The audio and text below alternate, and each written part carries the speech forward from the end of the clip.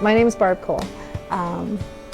I've lived in Lethbridge forever for me, which is 59 years, and I've been married to Bob for 39 years. And we're doing this video because he's stopped snoring after 38 years of snoring, and because of the appliance that Karstan gave him to use so that he could get over sleep apnea or whatever was going on with him.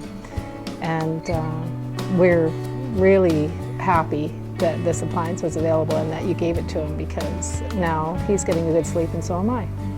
Had something to do, I thought, with weight gain.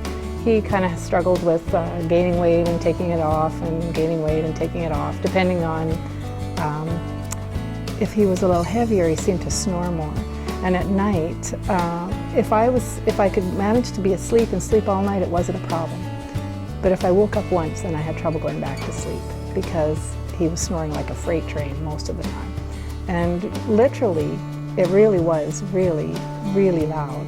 Lots of times I had to leave and sleep on the couch or sleep downstairs, and I could still hear him snoring from downstairs on the couch on the other side of the house. Mostly I didn't want to hurt his feelings, because he always felt guilty if he would wake up and I'd be on the couch or I'd be downstairs on the couch, which was a fair distance away. We don't have a really small house. I am an expert on earplugs. Definitely I have bought every kind of earplugs that they would sell in the drugstores, and we'd go to bed and I'd slip them in, and I don't know if he always knew I wore them, but I definitely wore them all the time. I wasn't worried that it was bad for his health so much as I couldn't understand how he could get a good sleep, with all that noise in the room, but he wasn't hearing it.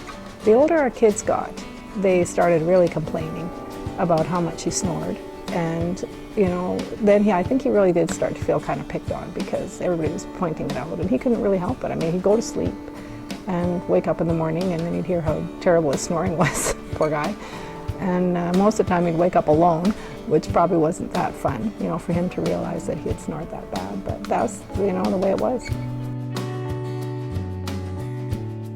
I didn't think it had anything to do with sleep apnea, hard on his heart situation, until Karstan mentioned that he maybe was a sleep apnea case.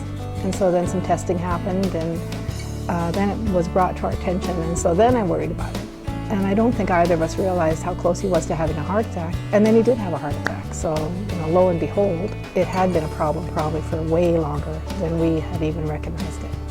So, in the end, maybe sleep apnea was something that was directly related to how much snoring he was having, but I really didn't know that. Well, since Bob got the appliance, the very first night, he had a good night's sleep, and I had a good night's sleep, and he wasn't snoring. And in the morning, it was like, why did we not do this before? And really, I can honestly tell you that he hasn't snored more than a purr at all in the last year.